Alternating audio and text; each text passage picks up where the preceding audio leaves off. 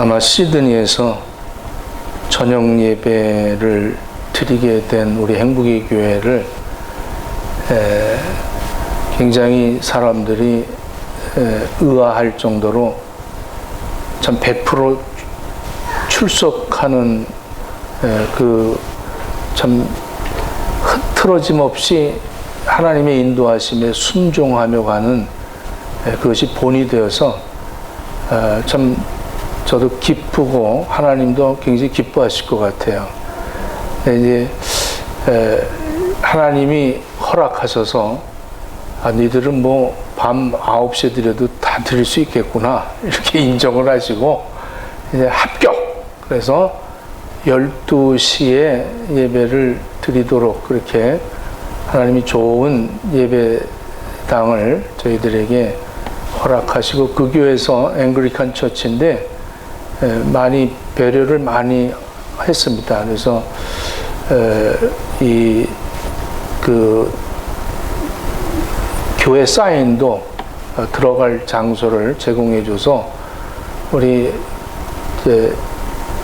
김은택 LNG가 그 사인을 맞춰서 거기다 이렇게 집어넣기로 했습니다. 아마 다음 주에 가면 우리 교회 이름과 이렇게 다 되어져 있을 겁니다. 그리고 조그만 공간도 그 허락해서 또 그쪽에서 굉장히 우리를 환영합니다. 환영하고 이를 굉장히 우리 NG가 수고를 많이 했습니다. 그래서 다음 주부터는 좀 새롭게 저도 또 다시 어게인 또 어게인을 하도록 그렇게 마음을 먹고 있습니다. 또 특별히 이 2024년도에 우리가 생활 속에서 예배자, 이 생활 속에서 예배자로 쓰임을 받는다는 게 참 하나님이 기뻐하시는 것 같아요. 그래서 오늘 두 번째, 이 생활 속에서 예배자, 로마서 12장에 있는 이 말씀을 우리에게 하나님께서 허락하십니다. 심리학에서 보면 윤형방황이라는 말이 있어요. 윤형방황. 이제 눈길 같은 데를 이렇게 걷다가 또 뭐 사막 같은데 이 직선으로 가지를 못하고 항상 그 자기 자리를 이렇게 맴도는 현상을 윤형방황이라고 이렇게 심리학에서 말합니다. 그 알프스에서 한 등반하던 사람이 너무 눈이 많이 와서 이 폭설 가운데 길을 잃게 됩니다. 그래서 이 폭설로 길을 잃게 되자 겁이 나서 빨리 마을로 이동하려고 막 발걸음을 재촉합니다. 한나절을 갔는데도 마을이 보이질 않는 거예요. 그냥 하얀 눈만 쌓였습니다. 근데 어느 순간에 사람 발자국이 있어서 이 발자국을 따라가면 마을로 갈 수 있겠구나 하고 그 발자국을 쫓아갑니다. 아무리 쫓아가도 그냥 허허벌판에 눈만 쌓여 있습니다. 바로 깨달은 것이 이 발자국이 내 발자국이구나. 자기 발자국인지 모르고 그 발자국을 따라서 빙빙 돌았다고 합니다. 이 6km 안에서 계속 돌고 있었다는 거예요. 그래서 너무 기가 막혔어요. 13일 만에 이 사람이 구조를 됐는데 그 충격을 벗어나지 못해서 그 현상을 다시 한번 연구를 해서 이 윤형방황이라는 이 단어가 만들어집니다. 사막이나 이런 이렇게 좀 눈길이 가득한 이런 곳에서 아무리 앞을 똑바로 간다고 할지라도, 똑바른 방향으로 가고 있다 할지라도 우리는 그 똑바로 갈 수가 없다는 거예요.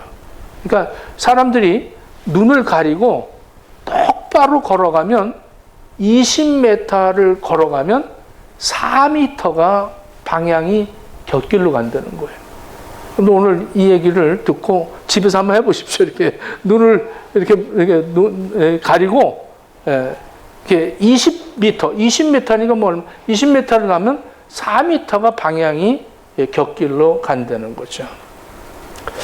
이거를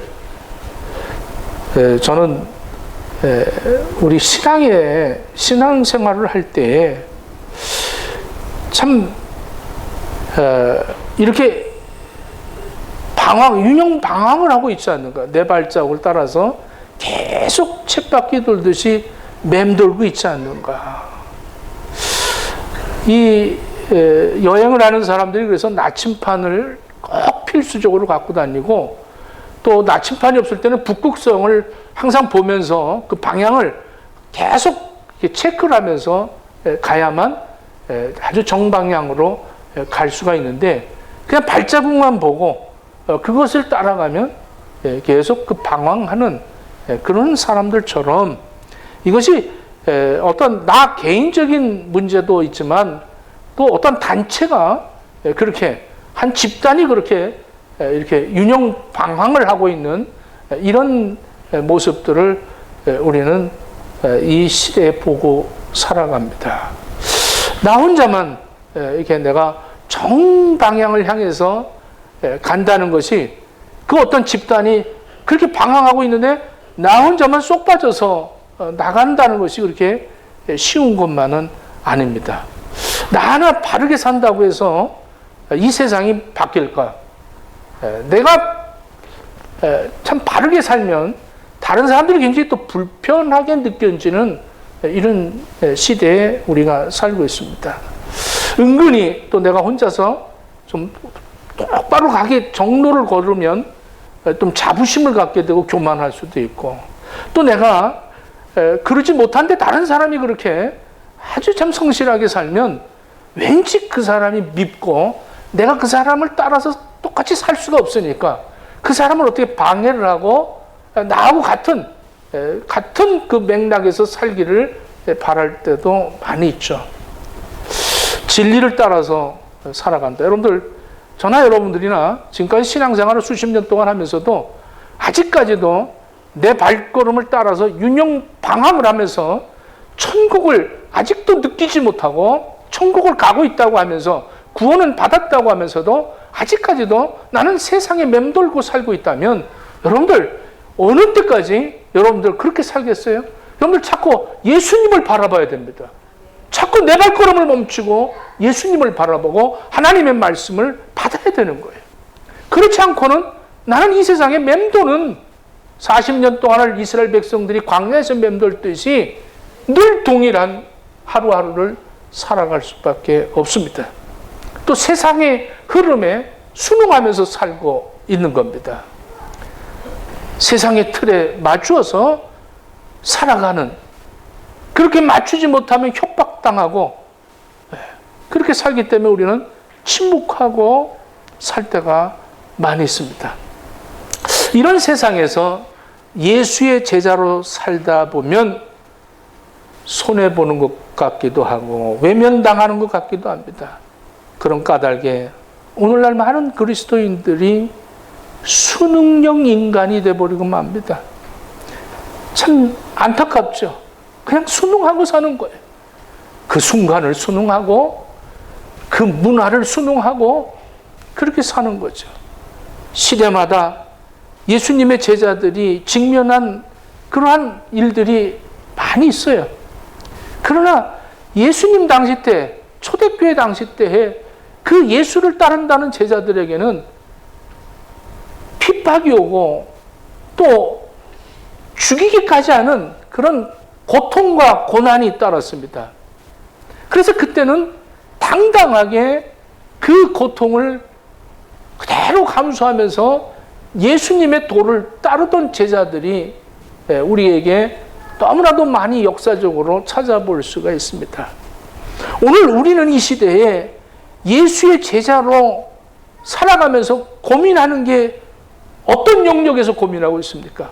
여러분들이 신앙생활 하는데 어떠한 결박을 당합니까? 여러분들이 신앙생활 하는데 누구에게 욕을 먹습니까?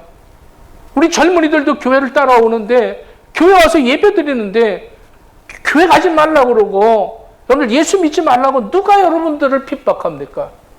그러지 않는데 우리는 왜 예수님의 그 도를 따라가는데 그렇게 방향을 잃고 살아갑니까? 21세기에 예수를 따르는 무리들에게는 다른 방법으로 우리에게 접근하고 있습니다. 이 사탄들이. 신앙생활을 실패하는 여러 가지 영역을 살펴보면 대표적으로 네 가지를 대표적으로 들 수가 있어요. 그 첫째가 다원주의입니다. 이 다원주의라는 것이 최근에 자주 쓰여지는 그런 말이죠. 모든 종교의 구원은 신은 하나인데 모든 종교에서 그 신을 찾아서 간다는 거죠. 그래서 신은 하나다. 그러니까 다 방법이 다르다는 거예요. 여러 방법이 있는데 그 방법을 따라서 쫓아가면 오직 그 신을 만날 수 있다. 이게 다원주의입니다. 그래서 이 종교를 이렇게 동일한 선상에다 다 이렇게 모든 종교를 그렇게 놓고 있습니다. 이걸 인정하는 거예요. 이것을 인정하는 것이 교양이 있고 학식이 있다. 이렇게 여겨지는 시대입니다. 오늘 참 우리가 신앙생활 하는데 우리 이렇게 너무 고집부리지 말자. 그럼 뭐 그 캐톨릭도 하나님 믿는 거고, 뭐 불교도 막상 보면 하나님을 믿는 거야. 그 방법이 다르고 길이 산에 올라가는데 길이 여러 길이 있잖아. 이 길로 갈 수도 있고 저 길로 갈 수도 있고 그 모든 길이 있는데 꼭대기에 올라가면 신을 만나는 거 아니야. 이러면서 우리는 이렇게 다원주의적인 그런 신앙을 인정하는 것이 굉장히 고상하고 인격적이고 아주 그 지적인 그런 삶을 살고 있다라고 여기면서 다 용납하면서 살아가고 있지는 않습니까? 그걸 용납하지 않으면 미개인처럼 여기는 시대. 여러분들 어떻습니까? 오직 예수 그리스도 아니면 구원받을 수 없음을 여러분들이 시인하면서 사십니까? 은근히 그냥 좋은 게 좋은 거 아니냐. 이러고 그냥 알았다. 이렇게 그냥 수쩍수쩍 넘어가고 있지는 않습니까? 두 번째로 우리를 예수의 제자로서 살아가는데 우리를 방해하는 것이 뭐냐면 물질주의입니다. 물질주의. 이 물질, 이거 참 이거 그 자체는 나쁜 게 아닙니다. 근데 하나님께서는 물질을 우리에게 선물로 주셨지만 우리가 타락했기 때문에 이게 타락한 인간이 물질을 마음 균형이 이게 쉽게 이렇게 잡히질 않아서 잃어버립니다. 그래서 물질 앞에 아주 비겁하게 돼버리고 맙니다. 그리고 부자가 되면 굉장히 성공한 것으로 이렇게 여깁니다. 이게 영적인 심각한 장애물이 돼버리고 맙니다. 그래서 예수님께서도 하나님과 돈을 겸하여 섬길 수 없다 이렇게 얘기합니다. 우리가 이민 와서 이 호주 땅에서 살면서 이 물질주의라는 것이 우리의 신앙을 굉장히 흐트러 놓고 있다는 사실입니다. 물질, 그 자식들이 성공하는 것이 잘 사는 거고 물질을 많이 버는 것으로 이렇게 간주하고 이 물질주의로 빠져버리면서 하나님의 말씀을 거역하는, 물질을 얻기 위해서 하나님의 말씀을 거역하면서 주의를 지키지 않고 그냥 어떻게든지 아주 스마트하게 신앙생활하면서 물질을 많이 가져야 이 이민을 생활하는데 우리가 자식들을 교육시킬 수 있고 다 할 수 있다. 물질이 있어야 공부를 할 수 있다. 물질이 있어야 건강을 이겨나갈 수 있다. 이러면서 우리는 하나님의 말씀을 거역하는 이런 시대 아니겠습니까? 여러분들 예수 믿는다고 다른 것이 우리를 핍박하는 게 아니잖아요. 이렇게 물질주의가 우리 신앙을 이렇게 흐트러 놓고 있습니다. 세 번째로 윤리적 상대주의입니다. 이 윤리적 상대주의라는 것은 아무래도 좋다는 거예요. 이게 이제 젊은이들이 좋아하는 거죠. 젊은이들이 이렇게 얘기합니다. 너는 너대로 살고 나는 나대로 살자. 아주 너는 너대로 살아. 우리 타치하지 말자는 거예요. 그러니까 옳고 그르고 틀렸다 이런 얘기 하지 않습니다.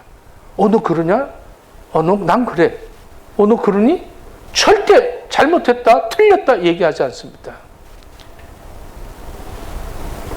다른 것이 틀리다고 생각하지 않는 거예요. 다르구나 이렇게 여기는 거죠. 너 나하고 좀 다르구나 이렇게 여기면서 이렇게 윤리적인 상대주의가 지금 급변하는 시대로 만들어져 가고 있습니다. 틀렸다 이 얘기 못하는 거예요. 잘못했다 이 얘기 못합니다. 차별하는 것이 죄로 여깁니다. 여러분들 지금 신앙생활하면서 사람들하고 지금 우리가 이렇게 이민생활하면서 누구 잘못한 것을 지적할 수 없습니다. 특별히 지금 시대적으로 동성애 잘못했다고 얘기 못하는 이런 시대가 되어버리고 말았어요. 동성애가 잘못됐다는 걸 말 못하는 그런 시대로 지금 이렇게 전락하고 있습니다. 미국 뉴저지에 필그립 선교교회라는 교회가 있습니다. 2017년 12월에 이 교단에서 동성애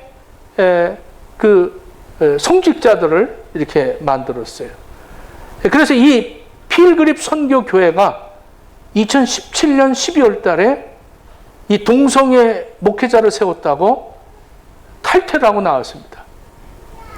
근데 놀라운 것은 그 교회가 어떤 교회냐면 1200만 불의 자기네들이 헌금을 해서 세운 교회입니다. 1200만 불을 놓고 동성애는 잘못됐다고 나온 그런 교회들입니다. 참 멋들어진 교회죠. 하나님이 기뻐하시지 않겠어요, 그거? 사람들은 그럴 거 아니에요. 그냥 뭔가 우리만 잘 믿으면 되지. 그거 자꾸 간섭을 해. 그 참견하지 말고, 그 나쁘다 그러지 말어. 잘못됐다 그러지 말어. 우리만 잘 믿으면 되잖아. 이렇게 우리는 타락하고 전락하고 있습니다. 마지막 네 번째로 나르시시즘입니다. 자기도취에 빠져서 살아요. 아주 무한한 긍정을 갖고 있다고 생각합니다. 굉장히 현대적인 사람들의 정신마비를 시키는 거죠. 예수님께서는 우리들에게 나를 따라와라. 나를 따라오려면 자기를 부인하고 자기 십자가를 지고 따르려는 거예요. 근데 절대 자기 부인하지 않습니다. 나는 나다는 거예요. 나를 너무 사랑하는 거예요. 무조건 긍정이에요, 자기한테는. 무조건 절대 긍정이죠. 참, 여러분들 셀카를 하잖아요, 셀카? 셀카 봉도 나왔잖아요. 자기 찍는 거예요, 자기. 아주 굉장히 자기만 찍습니다. 그냥 웃어도 보고, 옆으로 찍어보고, 밑으로도 찍어보고, 그러면서, 이거 이쁘다. 아주 자기가 먹는 음식들 찍고, 전부 그래갖고 또 노트북. 갖고 자기 자랑만 하는 거예요. 이 노트북은 그냥 가득 깔렸어. 전부. 여러분들도 한 번씩 올리잖아요, 노트북. 이런 상황에서 누가 자기 부정을 하겠어요? 누가 자기를 희생하겠어요? 누가 십자가를 지겠냐고요? 제자가 된다는 것이 얼마나 힘들겠습니까? 하나님의 나라의 원리는 세상의 원리와 너무 반대돼요. 예? 높아지라는 게 아니라 낮아지라는 거예요. 누구를 군림하라는 게 아니라 섬기라는 거예요. 싸워서 이기라는 게 아니라 져주라는 거예요. 예? 양보해라. 쟁취하는 게 아니라 양보하라는 거예요. 이런 세상의 물살 속에 우리가 신앙생활 한다는 건 너무나도 힘들죠. 헤엄쳐 올라가기가 얼마나 그 물살이 셉니까? 그러므로 바울이 우리에게 로마서에서 1장부터 11장까지 교리에 대해서 수없이 우리에게 가르쳐주고 12장에 와서 그러므로 우리 1절 한번 찾아봅시다. 그러므로 이게 이런 가운데 그러므로 형제들아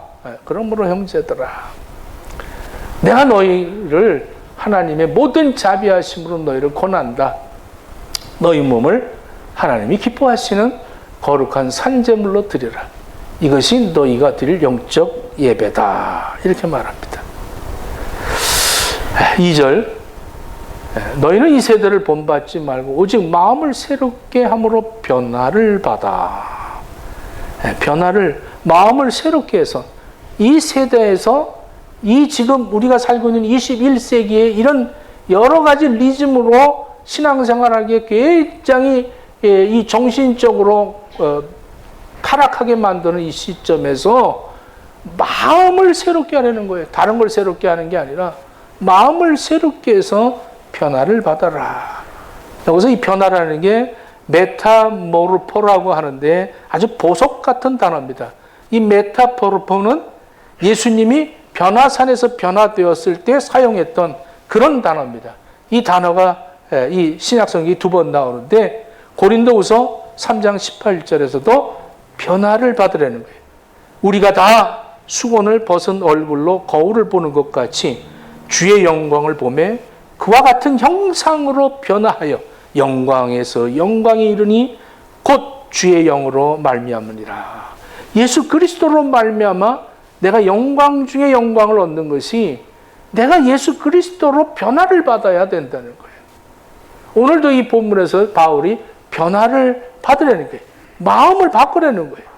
잠언서 4장 23절에 마음을 지키라. 생명의 근원이 이에서 난다. 우리가 예수를 그리스도로 영접하는 순간 변화받게 되어 있습니다. 여러분들 다 변화받게 되어 있어요. 근데 이 변화가 두 가지가 있습니다. 두 가지만. 즉각적 변화와 지속적 변화입니다. 예수를 영접하면 즉각적인 변화는 뭐냐면 내 신분의 변화입니다. 예수를 영접하고 나면 신분의 변화가 즉각적으로 바뀝니다. 우리는 하나님의 자녀가 되는 거예요. 하나님의 자녀가 되는 권세를 우리에게 주셨다는 거예요. 천국 백성이 됐습니다. 예수 믿는 그 순간, 예수 믿음으로 말미암아 즉각적인 변화가 왔어요. 그래서 하나님은 아버지, 그리고 내가 죄 사함을 받았다는 거예요. 이게 즉각적 변화가 오는데, 이 구원에 대한 것은 아주 뚜렷해지는데, 그런데 이 지속적 변화가 중요한 겁니다. 여러분들, 구원이 변화를 어떻게 줄 수 있어요? 지속적으로. 신분은 달라졌어도 우리는 죄인입니다. 오늘 다 죄 졌잖아요? 오늘 다 하나님을 아버지라고 부르면서 다 죄인입니다. 그 죄인은 천국에 갈 수가 없어요. 근데 우리 죄를 졌는데 이 즉각적인 변화로 죄인인데 구원을 받았는데 이거로 끝나는 게 아니에요. 우리가 지속성이 있어요. 지속적 변화가 되어져야 된다는 거예요. 그래서 매일같이 우리는 변화가 되어지는 거죠. 매일같이 하나님의 말씀으로 성령의 은혜로 우리가 자꾸 내 의지가 바뀌기 시작을 합니다. 이게 점진적으로 자라나는 거죠. 에베소서 4장 13절에 보면 우리가 다 하나님의 아들을 믿는 것과 아는 일에 하나가 되어 온전한 사랑을 이루어 그리스도의 장성한 분량이 충만한 데까지 이르리니. 그러니까 예수 그리스도의 장성한 데까지 우리가 충만하게 자라나야 된다는 거예요. 히브리서 11장을 믿음의 장이라고 그러잖아요. 이 히브리서 11장에 16명의 믿음의 사람들을 소개하고 있습니다. 근데 16명이 전부 다 실패한 사람들이에요. 전부 실패한 사람들입니다. 그런데 그들의 믿음은 항상 상황을 믿지 않고 하나님의 말씀을 믿었던 사람들이 소개되고 있습니다. 하나님의 말씀의 약속을 믿은 사람들이라는 거죠. 아브라함을 향해서 바랄 수 없는 중에 바라고 믿었다. 이렇게 얘기를 하죠. 예수님의 죽으심은 약속을 반드시 이루셨기 때문에 죽으신 겁니다. 하나님은 약속이 하나님인데 이 약속을 우리에게 말씀으로 하셨어요. 그래서 이 말씀을 믿을 때 말씀을 믿어야 되는데 상황을 믿습니다. 어떤 지식을 믿어요. 자기 아는 것을 믿으려고 합니다. 말씀을 믿으십시오. 할렐루야. 아는 것과 믿는 것은 엄연히 다릅니다. 이 믿음에도 두 가지가 있죠. 암기적인 믿음이 있고 증명된 믿음이 있습니다. 이 암기된 믿음은 뭐냐? 상식이요. 이해하는 거, 설명되어지는 거. 이런 것들을 통계로 내어서 지식을 누리는 것이 암기된 믿음입니다. 암기가 됐어요. 어릴 때부터 또 이 풍문으로 들은 것들이 쏙쏙 들어와서 이것이 내 지식창에 계속 데이터를 가지고 살아갑니다. 그래서 창세기부터 요한계시록까지 졸졸졸 암기된 그 암기를 가지고 믿음이라고 생각하면 잘못된 거예요. 증명이 되어야 됩니다. 믿음은 증명이 되어야죠. 다시 얘기해서 하나님은 인격적인 하나님이십니다. 할렐루야. 하나님을 아는 거와 하나님을 믿는 건 다른 거예요. 여러분들, 하나님을 많이 안다고 해서 하나님과의 관계가 있느냐? 하나님과 인격적인 만남을 가져야 됩니다. 요한복음 1장 1절에 말씀이 곧 하나님이시다 이렇게 얘기합니다. 그러니까 하나님의 인격은 말씀이라는 거예요. 말씀이 하나님이라는 거예요. 그러니까 성경 말씀은 하나님이시라는 거예요. 이 말씀은 인격이라는 거예요. 요한복음 1장 12절부터 14절에 보면 영접하는 자 곧 그 이름을 믿는 자들에게는 하나님의 자녀가 되는 권세를 주셨으니 이는 혈통이로나 육족으로나 사람의 뜻으로 나지 아니하고 오직 하나님께로부터 난 자들이니라. 말씀이 육신이 되어 우리 가운데 거하심에 우리가 그의 영광을 보니 아버지의 독생자의 영광이요 은혜와 진리가 충만하더라 이렇게 말합니다. 그러니까 말씀이 육신을 입고 오셔서 인격으로 우리를 만나 주신다는 겁니다. 할렐루야. 근데 암기적인 믿음을 가지고 우리가 믿는 줄 알아요. 오늘 무슨 3, 4대 신앙생활을 했기 때문에 너무 잘 알아. 신앙생활, 교회생활을 너무 많이 했기 때문에 잘 알아. 믿어. 저 사람 정말 믿음 좋다. 성경을 줄줄줄 알고 성경 퀴즈 대하면 맨날 1등하고 얼마나 또 남들을 가르치기를 잘하고 얼마나 잘하는데 이거 다 암기되어 있는 것들이에요. 지식창으로 알고 있는 거죠. 증명된 믿음이 있느냐 이겁니다. 여러분, 증명된 믿음이 있어요? 예수님 때문에 희생당해 본 적이 있습니까? 이걸 알아야 돼요. 나의 믿음이 진짜인가?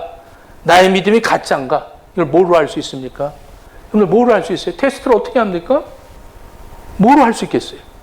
여러분들 지금 암기된 믿음입니까? 증명된 믿음입니까? 뭐로 할 수 있어요? 하나님은 이거를 테스트하는 거예요. 고난이라는 것을 통해서 내 믿음을 진짜냐 가짜냐를 알 수가 있어요. 그래서 하나님의 뜻을 분별하는 겁니다. 세상 속의 예배자는 하나님의 뜻을 분별합니다. 선하시고 기뻐하시고 온전한 뜻이 무엇인지를 분별한다는 거예요. 말씀을 따라서 살아가는 거죠.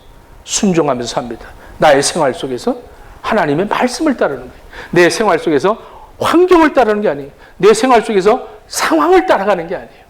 세상의 상황 따라서 그래서 물질 앞에 비굴하게 살고 그냥 옳다는 얘기를 못하고 잘못됐다는 얘기를 못하고 모든 것을 순응하고 너는 너고 나는 나다 다르다.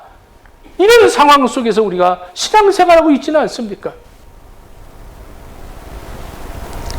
2020년에 코로나19로 이 팬데믹 때 전 세계의 사람들이 성경을 제일 많이 찾았던 구절을 보니까 이사야서 41장 10절이었습니다. 두려워하지 말라 내가 너와 함께함이라. 놀라지 말라 내가 내 하나님이 됨이라. 내가 너를 굳세게 하리라. 참으로 너를 도와주리라. 참으로 나의 의로운 손으로 너를 붙들리라. 이 말씀을 그렇게 찾아 읽었다는 거예요. 근데 한 해가 지나서 21년도에 이 팬데믹이 더 심하게 아주 전 세계적으로 퍼졌죠. 이때 크리스찬들이 가장 많이 읽었던 성경이 무엇이냐? 마태복음 6장 33절입니다. 그런즉 너희는 먼저 그의 나라와 그 의를 구하라. 그리하면 이 모든 것을 너희에게 더하시리라. 상황이 점점 어려워질수록 점점 어려워지니까 어떻게 살 것인가? 이들이 하나님의 나라와 하나님의 의를 먼저 구하겠다. 이렇게 바뀌기 시작을 합니다. 이 분별했다. 분별하라는 거예요. 분별해라. 헬라어로 도키마조라고 하는데 순금을 걸러낸다는 거예요. 순금을 얻기 위해서 그 도가니에다가 그 순금을 집어넣어서 그 분순물들을 제거합니다. 이렇게 분리를 하죠. 그래서 그 테스트 앤드 어플라이 이 NIV 성경에 보니까 이렇게 되어 있습니다. 이 바울은 하나님을 위해서 굉장히 열심을 낸 사람입니다. 하나님을 위해서 얼마나 열심을 냈으면 예수 믿는 사람들을 잡아다가 감옥에 가둘 정도로 얼마나 열심을 냈는지 몰라요. 그래서 바울이 지금 그 얘기하는 거죠. 내가 상식적으로 열심을 내서 하나님 일을 했는데 이 잘못된 것이다. 그러니까 내가 바로 지금 너에게 이 분별할 줄 알아야 된다. 이 분별하지 않고 그냥 믿고 그냥 세상 따라가는 것이 아니라 분별해야 된다.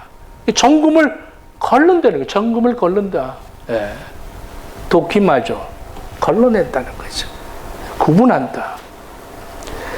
이 순금을 걸러내는데도 달인이 있어요.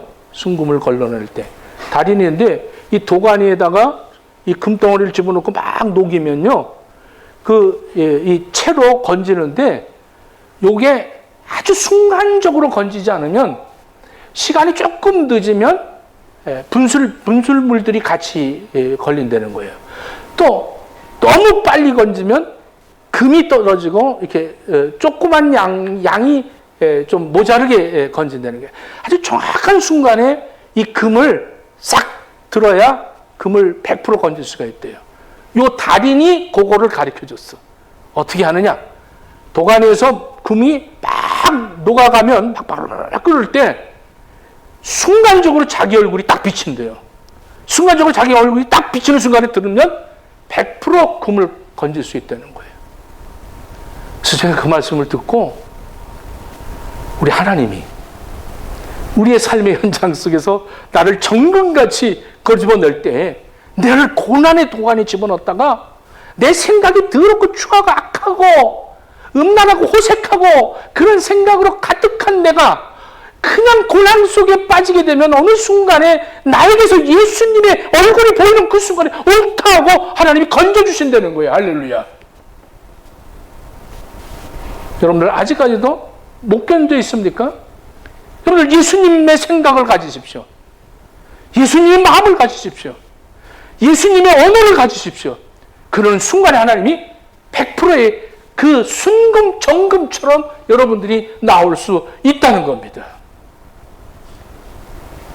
내 삶 속에 예수님이 보일 때 증명된 믿음입니다. 고난 속에서도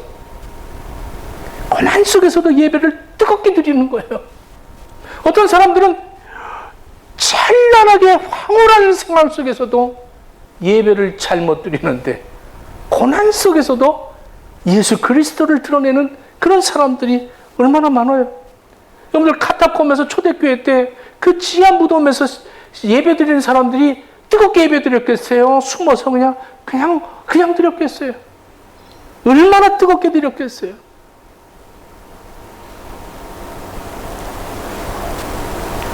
주일 예배를 드린다는 게 이 하나님의 뜻을 분별하는 그런 사람이 되어야 되잖아요. 에레미야서 35장에 1절부터 보면 이렇게 얘기합니다. 하나님의 말씀이 에레미야에게 임했습니다. 유다의 요시야 왕의 아들 여호야김의 때에 여호와께로부터 말씀이 에레미야에게 임하여 이르되 너는 레갑 사람들의 집에 가서 그들에게 말하고 그들을 여호와 집 한 방으로 데려다가 포도주를 마시게 하라 이렇게 하셨습니다. 그래서 6절에 보니까 에레미야서 35장 6절입니다. 그들이 이르되 이제 그들을 데리고 왔어요. 에레미야가. 그래서 하나님의 성전에 데리고 와서 포도주를 쫙 놓고 마시라 그런 거예요. 그랬더니 그들이 말합니다. 우리는 포도주를 마시지 아니하겠노라. 레갑의 아들 우리 조선 요나답이 우리에게 명령하여 이르기를 너희와 너희 자손은 영원히 포도주를 마시지 말며 절대 마시지 말라는 거예요. 여기 요나답이 200년 전 사람입니다. 그러니까 200년 동안을 포도주를 마시지 않았어요. 14절에서 하나님이 그들의 선조의 명령을 순종하여 오늘까지 마시지 아니하거늘 내가 너희에게 말하고 끊임없이 말하여도 너희는 내게 순종하지 아니하도다. 이 레갑 자손들을 데려다가 포도주 마시려고 그랬더니 안 먹겠다는 거예요. 안 먹겠다. 우리 조상이 먹지 말라고 그랬다. 이렇게 말을 잘 듣는데 너희 이 유다 족속들아 너희들은 내가 너희들에게 끊임없이 말한다. 끊임없이 말하는데도 내게 순종하지 아니하는도다. 에레미야서 36장 4절에 네리야의 아들 바룩을 부르매 바룩이 에레미야가 불러주는 대로 여호와께서 그에게 이르신 모든 말씀을 두루마리 책에 기록했다 그랬어요. 그러니까 바룩이라는 사람이 에레미야가 하나님의 말씀을 이렇게 말씀을 받아서 얘기하면 바룩이라는 사람이 두루마리 성경을 얼마나 멋있어요. 두루마리 성경을 쫙 썼다는 거예요. 하나님 말씀을. 그래서 그것을 가져다가 이제 에레미야서 36장 23절을 보니까 여후디가 서너 쪽을 낭독하면 왕이 그러니까 왕 앞에서 이 두루마리 성경을 가져다가 지금 이 여후디라는 이 레위인이 그 두루마리 성경을 왕에게 지금 여호와긴 왕에게 그것을 읽어주는 겁니다. 낭독하면 왕이 면도날로 그것을 연하여 베어 화로불에 던져 버렸다는 거예요. 그 두루마리를 던졌다는 거예요. 유다의 여호와김 왕이 불을 질렀다는 거예요. 그래서 30절에 보니까 여호와김에 대하여 이와 같이 말씀하시니라. 그에게 다윗의 왕위에 앉을 자가 없게 될 것이고 그의 시체는 버림을 당하고 낮에는 더위 밤에는 추위를 당할 것이다. 예레미야서 35장 19절에 그러므로 만군의 여호와 이스라엘 하나님께서 이와 같이 말씀하시니라. 레갑 아들 요나답에게서 내 앞에 설 사람이 영원히 끊어지지 아니하리라. 그러니까 레갑 사람들을 하나님 축복하는데 내 앞에 항상 설 거죠. 여러분들 레위 지파 아니면 하나님 앞에 설 수가 없어요. 우리가 지금 민수기 공부하는데 새벽 기도에서 민수기 공부하면서 얼마나 우리가 정말 재밌게 공부하고 있습니까? 내 앞에 설 자라는 거예요. 내 앞에. 레위인 깜짝 놀라는 거죠. 깜짝 놀래요. 레갑 사람들은 가나안의 이방인들인데 이 사람들을 어떻게 하나님 앞에 서게 하십니까? 이렇게 궁금을 하는데 레위 지파가 레갑 딸들을 며느리로 삼습니다. 그래서 결국엔 이 성경이 이렇게 이루어지죠. 사무엘상 2장 30절에 이렇게 말합니다.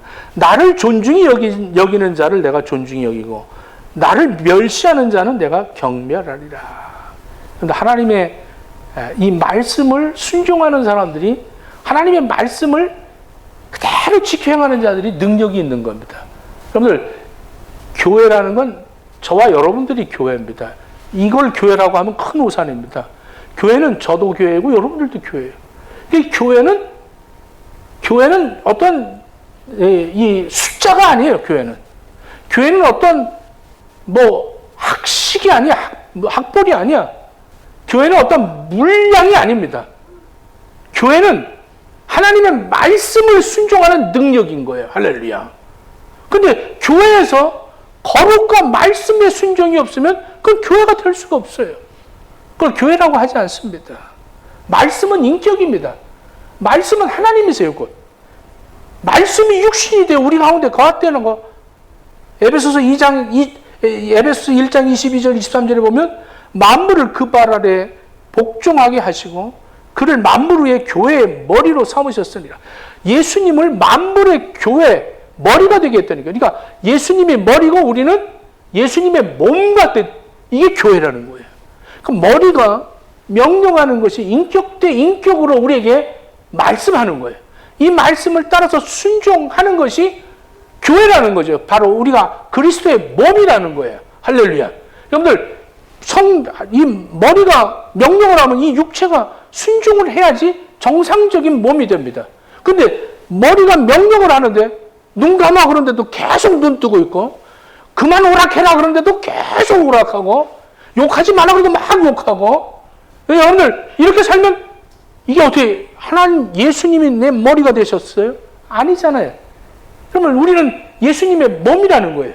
그래서 오늘 1절에 그러므로 형제들아 내가 하나님의 모든 자비하심으로 너희를 권한다. 너희 몸을 하나님이 기뻐하시는 거룩한 산 제물이 되라는 거예요. 예배의 제물이 되라는 거예요. 예배의 제물. 내 생활 속에서 제물이 되라는 거예요. 죽으라는 거죠. 우리 한번 에베소서 5장 1절부터 한번 읽어보겠습니다. 자, 한번 같이 10절까지입니다. 정신 바짝 차리고 인격적으로 이 말씀을 만납시다. 함께 읽습니다. 그러므로 사랑을 받는 자녀같이 너희는 하나님을 본받는 자가 되고 그리스도께서 너희를 사랑하신 것 같이 너희도 사랑 가운데 행하라. 그는 우리를 위하여 자신을 버리사 향기로운 제물과 희생 제물로 하나님께 드리셨느니라. 음행과 온갖 더러운 것과 탐욕은 너희 중에서 그 이름조차도 부르지 말라. 이는 성도들에게 마땅한 바니라. 누추함과 어리석은 말이나 희롱의 말이 마땅치 아니하니 오히려 감사하는 말을 하라.